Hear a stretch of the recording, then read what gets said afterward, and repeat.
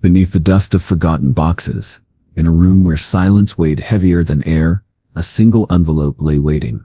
It was sealed in brittle wax, the paper yellowed with age, as if time itself had conspired to guard its secret. No catalog number, no label, just 6 words scrawled in the unmistakable hand of a president long gone. For the people, only when ready.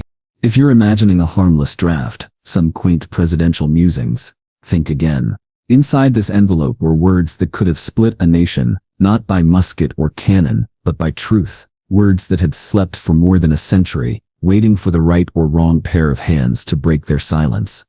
It wasn't found by a historian or a politician. It was discovered by accident, by a young archivist tasked with pulling Civil War medical records for a researcher. She'd spent hours in the dim basement, surrounded by boxes no one had touched in decades. When her gloved hand brushed against the unmarked folder, something inside her paused. She cracked it open, the wax crumbling like fragile bones. Her eyes scanned the first lines, and her heart raced so hard she almost tore the paper. This wasn't just history. This was confession. The letter began, not with strength, but with trembling honesty. If these words are read, it is because truth has escaped the coffin I built for it. I have spoken to the people with the polish of duty, but I write here as a man undone by the weight of this office. I confess my errors not for forgiveness, but so history will not mistake me for marble. The archivist's breath caught. Presidents left speeches, proclamations, orders, but not this. Not raw, unfiltered truth. The letter continued, darker now, almost desperate. The greatest danger to this republic is not the cannon of foreign foes, but the creeping influence of those who would purchase power with coin.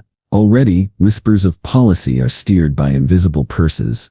Already, the people's voice strains to be heard against the clink of money. If this is not stopped, a century hence, the very ballot itself will belong not to the citizen, but to the purse. She pressed a hand against her chest. The words, though written in the 19th century, felt as though they'd been scribbled yesterday. The archivist copied the letter, trembling as she worked, her mind torn between awe and dread. She checked the handwriting, the paper, the ink. Every test confirmed it was genuine. The draft of a speech never given, buried in silence. History had listed it as lost. Now, here it was, beating like a hidden heart. But why had it been hidden? The answer came when she dug into records of the president's final months. That speech had indeed been scheduled for a public gathering, only to be replaced with bland, patriotic remarks. His secretary, fiercely loyal, had taken possession of his private writings after his death. Some had gone to the Library of Congress, others vanished into private hands. One small box, mislabeled and ignored, had landed in the Federal Archives where it slept, waiting. The archivist felt the weight of his words like chains around her wrist. What if releasing it unraveled the myth of one of America's most beloved leaders? What if it confirmed every suspicion about the corruption he'd warned against? She tried to share it discreetly. At first, no one believed her. A few colleagues dismissed it as a forgery. One senior archivist told her bluntly, "Some things are lost for a reason. Put it back." But silence gnawed at her. Night after night she reread the letter, hearing the president's voice in her head, the warning, the confession, the fear. It was as though he had written not for his time, but for hers. Then, one evening, she noticed something unsettling. A car parked across from her small apartment, different models each week, but always there. Faces she didn't recognize in the archive hallways, lingering too long, watching too closely. She realized the truth. Not everyone wanted this letter to see daylight. The decision weighed on her, to bury it again, or to let the people judge for themselves. Her choice came quietly. She leaked a scan, not to a major paper, but to a small historian's blog, known for obscure finds. At first it sank into the internet abyss, but history has a way of clawing to the surface. A journalist stumbled across it. Within days it spread like wildfire. The country erupted. Some called it a forgery designed to smear a hero. Others said it was vindication of everything they'd suspected, that power was never truly in the people's hands. Congress demanded hearings. Historians scrambled to confirm its authenticity. And then came the split. For some, the letter was a betrayal, proof that their hero president had doubted the very republic he swore to defend.